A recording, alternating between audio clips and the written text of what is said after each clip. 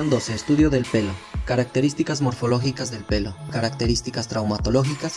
Determinación de la procedencia y origen del pelo. Metodología para el estudio del pelo. Sesión 13. Estudio de las fibras. Fibras, fragmentos de tela y ropa.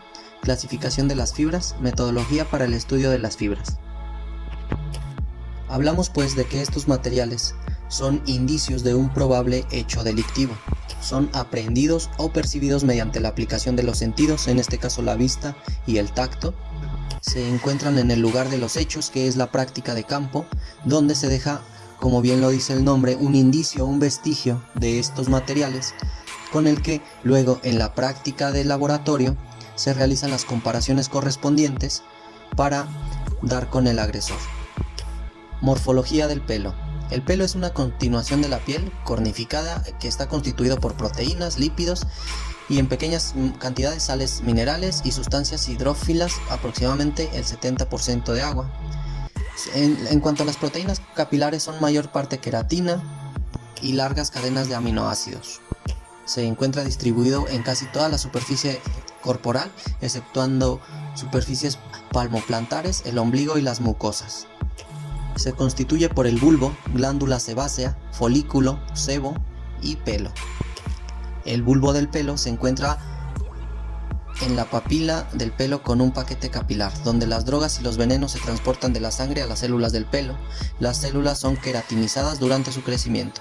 En este procedimiento, las drogas y venenos se incorporan al pelo, dando por resultado su almacenaje estable en él. Las glándulas sebáceas son aquellas que desembocan dentro de cada folículo. Existe un manojo de fibras musculares lisas unidas a cada pelo. La contracción de los músculos de estas hace que el pelo se erice, cambiando así su ángulo con relación a la piel, lo que conocemos como piel de gallina. El folículo piloso es la parte de la piel que da crecimiento al cabello al concentrar las células madre, formándose a partir de una invaginación tubular. Cada cabello descansa sobre un folículo piloso, siendo este la estructura cutánea más dinámica y una de las más activas de todo el organismo. El sebo es la parte superficial, casi llegando a la piel, donde se da esa sustancia que cubre al cabello dándole así su forma.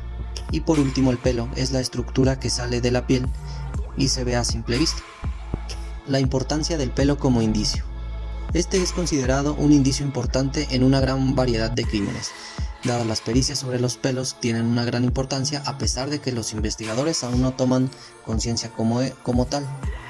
La búsqueda es muy importante, ya que el pelo puede encontrarse sobre la víctima, en sus ropas, debajo de las uñas, entre los dedos, en ropas de cama, peines, cepillos, etc.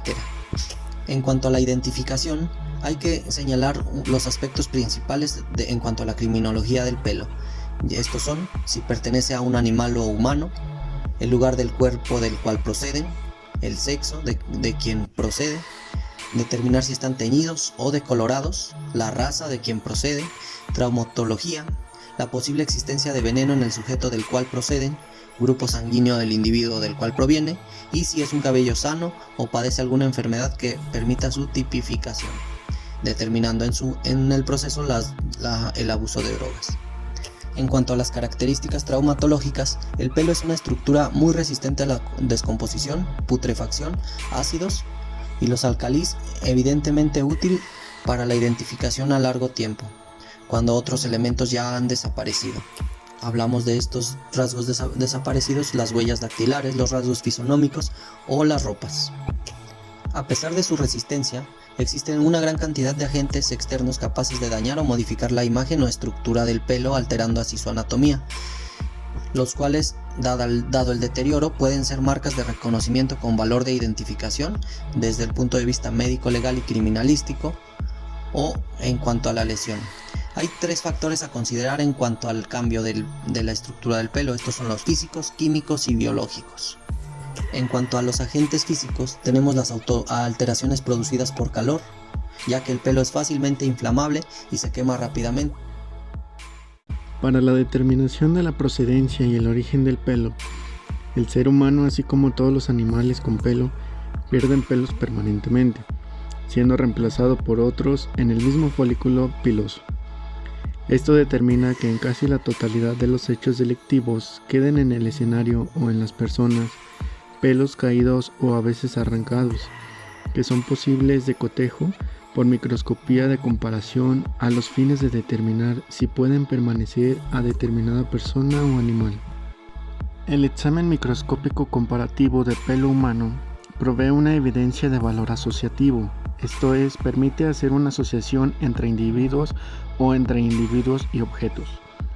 La comparación de cabellos humanos nunca debe ser usada para la identificación concluyente de un individuo. Por el mismo motivo, la ausencia de un resultado positivo en el examen comparativo de pelo humano nunca debe ser usado para excluir concluyentemente una asociación entre personas y objetos. Dentro de la metodología para el estudio del pelo, se debe tomar la muestra de cabello con guantes y pinzas plásticas o de uso de laboratorio. Tenemos entre los más usados 3 tipos de análisis. Macroscópico, que nos da el aspecto exterior, color, olor, forma y dimensiones. Microscópico, que detalla alteraciones anatómicas y cromáticas. Examen de tallo, punta, raíz y examen micrométrico. Y químico-biológico, examinando ADN, AB0 y composición elemental. Todo estudio científico del cabello también es llamado tricología. Ya en el laboratorio se debe examinar toda la evidencia en un área limpia y sin corriente de aire, por separado para evitar que se mezclen. Hacer una descripción escrita de cada objeto de evidencia, resaltando características físicas y método de embalaje. Remover cada pelo de los objetos remitidos usando pinzas y guantes. Etiquetar todos los recipientes y portaobjetos con la fuente, número de caso, etc.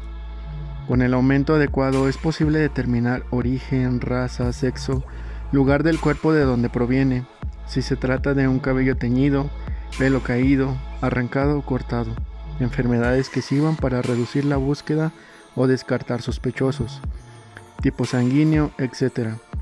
A menudo la suciedad adherida es más importante que el pelo en sí, para encontrar claves que ayuden a la investigación. Cuando se comete un crimen, los indicios son fundamentales para la investigación y así poder llegar a la conclusión de lo sucedido. Los indicios más comunes son los indicios de tela y ropa. Las etiquetas en la ropa son de utilidad para identificar la procedencia o probablemente la identidad. La textura de la ropa permite dejar huellas, ya sean negativas o positivas, sobre alguna superficie blanda y lisa.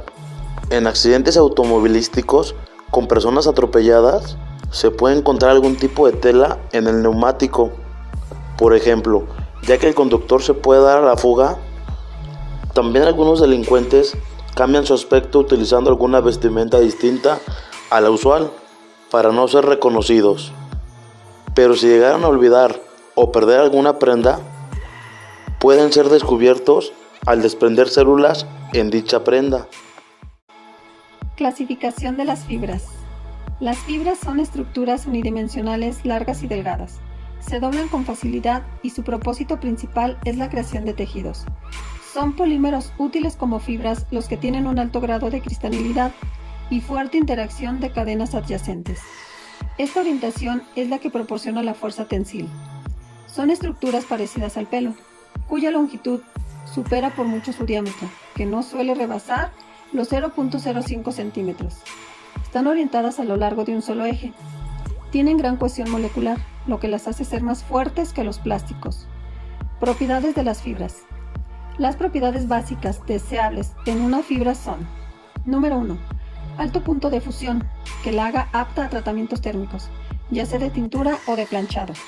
Número 2. Suficiente resistencia y elasticidad. Número 3. Tintabilidad, es decir, que se le pueda aplicar color de forma permanente. Número 4. Hidrofilidad moderada, que sea confortable al contacto con la piel. Las fibras se utilizan, entre otras muchas aplicaciones, en productos textiles y se clasifican en función de su origen, de su estructura química o de ambos factores.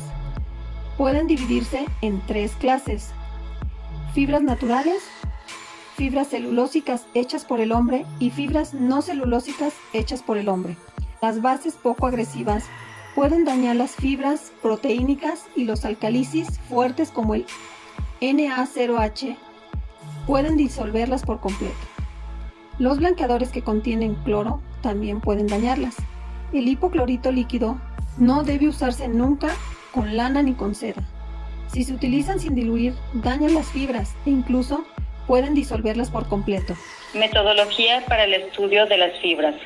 Aunque las fibras parecería ofrecer una rica evidencia, su importancia aún alertado de su presencia, el investigador deberá saber que son necesarias medidas de precaución para su localización y preservación. ¿Cuál es el valor del examen de las fibras?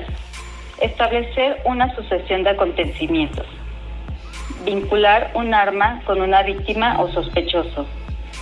Ayudar a corroborar el informe de la víctima respecto de las circunstancias que rodearon un hecho. Proveer al investigador una guía acerca del ambiente circundante a la víctima en el momento del homicidio. Vincular un determinado número de actividades de las víctimas o del homicida que a veces aparentan no estar relacionadas.